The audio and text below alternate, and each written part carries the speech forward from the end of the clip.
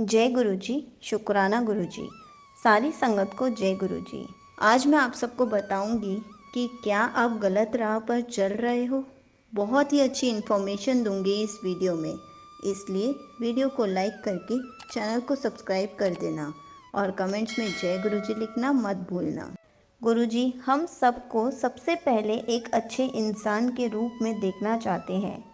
जब गुरुजी physical form में थे वो तब भी यही कहते थे और अब भी यही कहते हैं कि यदि हम अच्छे बन गए तो उनकी ब्लेसिंग्स तो हमें यूं ही मिलती जाएंगी।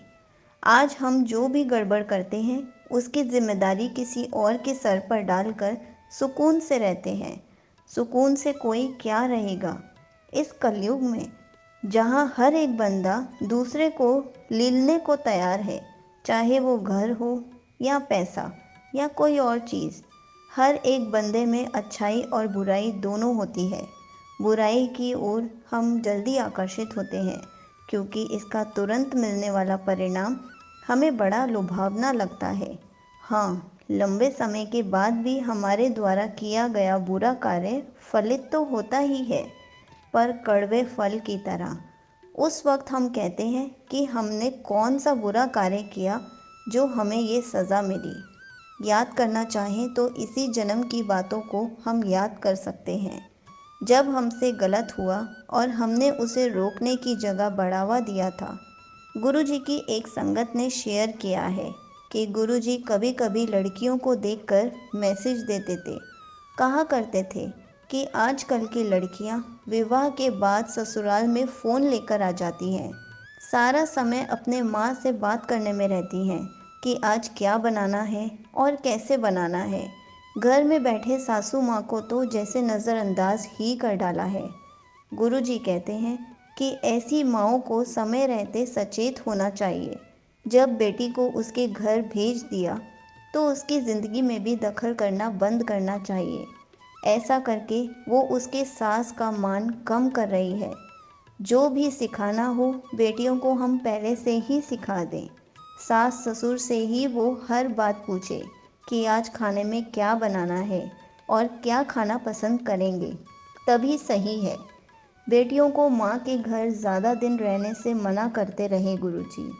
अब उनका कर्म क्षेत्र उनकी ससुराल ही है।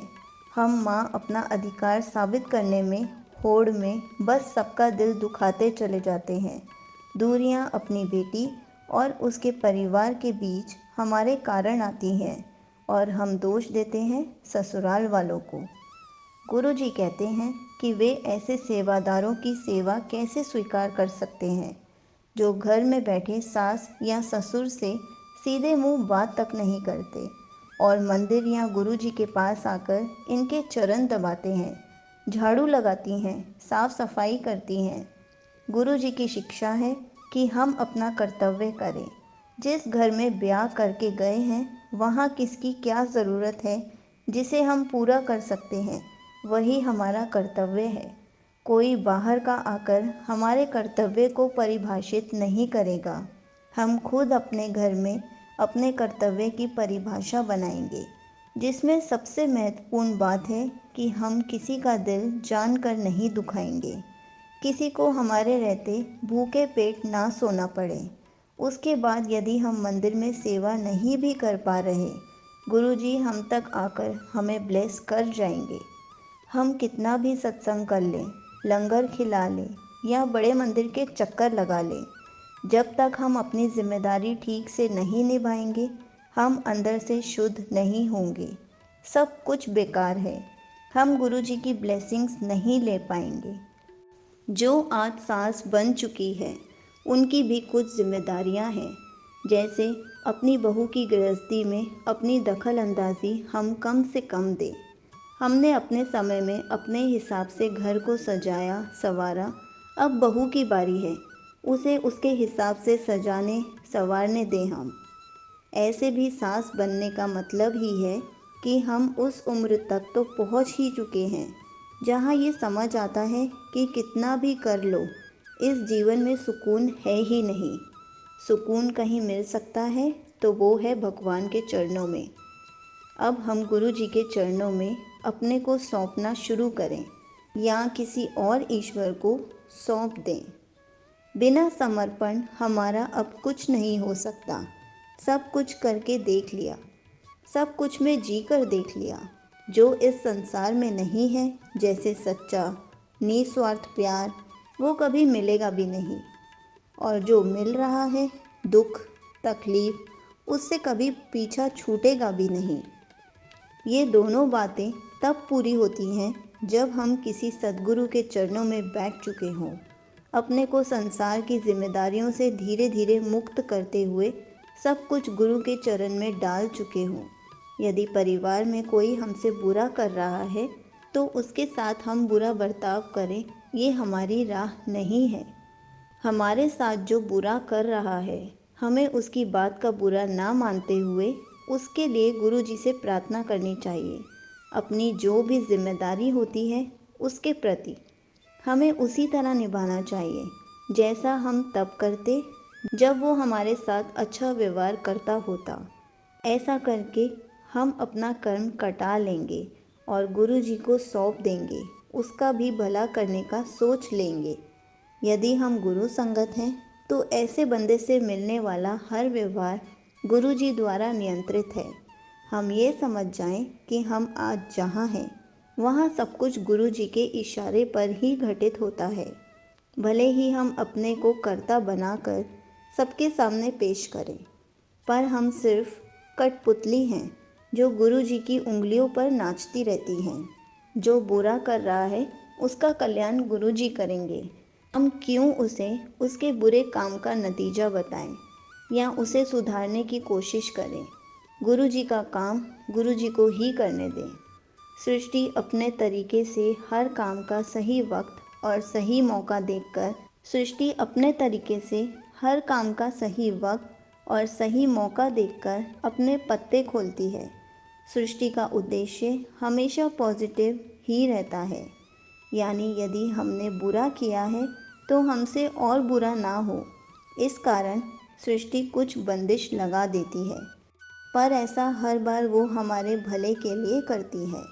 गुरु जी चाहते हैं कि जो हम आज जिस भूमिका में हैं उसको अपना 100% देकर निभाएं, कर्ता का भाव ना रखकर, सिर्फ यह मानकर कि ये रोल हमें गुरु जी ने करने के लिए दिया है। हम यदि अपने आचार विचार बदल सकते हैं तो वही सही है। जो पिता है वो गुरु जी की तरह पिता बनने की कोशिश करें। पिता की भूमिका में गुरु जी हमसे बेहिसाब प्यार करते हैं, साथ ही साथ हमारी गलत मांग को कभी पूरा नहीं करते। लेकिन जब भी हम रूठते हैं, मनाने के लिए कुछ ना कुछ ऐसा करते हैं कि हम खिलखिला ही पड़ते हैं।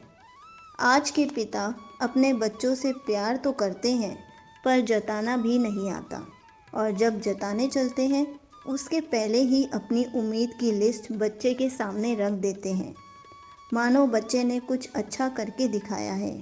अब पिता को चाहिए कि बच्चे को गले से लगाकर उसे ढेर सारी खुशियाँ दे, क्योंकि हर बच्चा अपने पिता को ही दुनिया में सबसे श्रेष्ठ समझता है।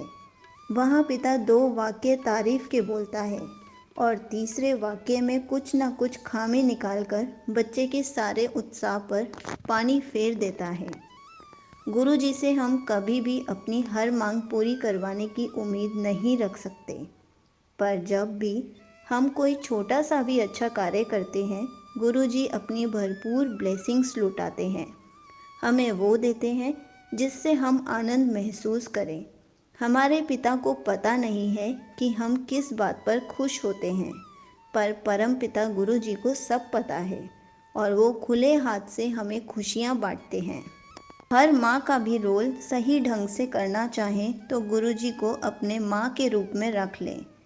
कब हमें भावनात्मक मदद की ज़रूरत है, कब 2 मीठे बोल की, और कब हमें गुरु जी के गले लगकर रोने की इच्छा है, सब कुछ गुरु जी पूरा करते हैं।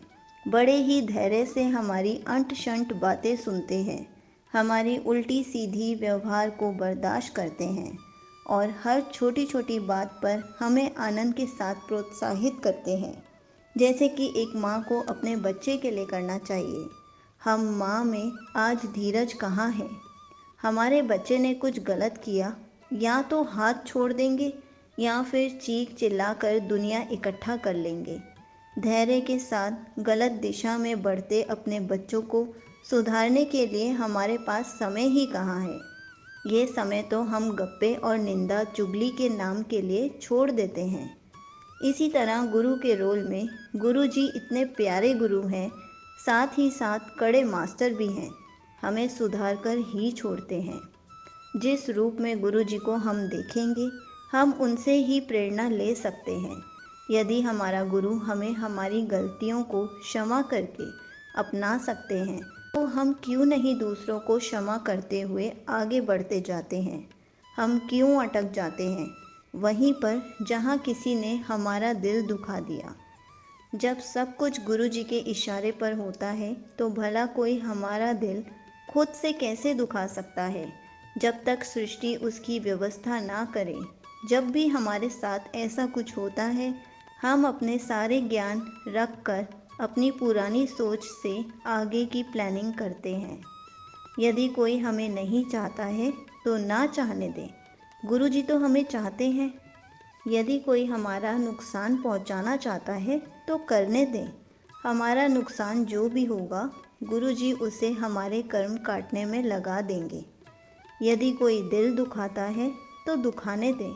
इससे हमारा दिल और भी निर्मल और निस्वार्थ भाव से प्यार करना सीखता है। बहुत कुछ है जो गुरुजी हमें बताना चाह रहे हैं, जिससे हम सही राह पर चलते हैं। अभी हम चल भी रहे हैं गुरुजी के साथ, पर राह ही गलत चुन ली है और गुरुजी समझाना चाहते हैं, उसे भी अनसुनी कर दे रहे हैं। ऐसे में गुरुजी कहते हैं, कोई बात नहीं, हम चले चलें। गुरुजी साथ साथ इस राह पर भी चलेंगे, लेकिन कभी तो वो दिन आएगा जब हमें सही और गलत राह का अंतर समझ आएगा, और तब हम फिर वापस आएंगे, शुरू से शुरू करेंगे। यहाँ भी गुरुजी साथ ही चलेंगे।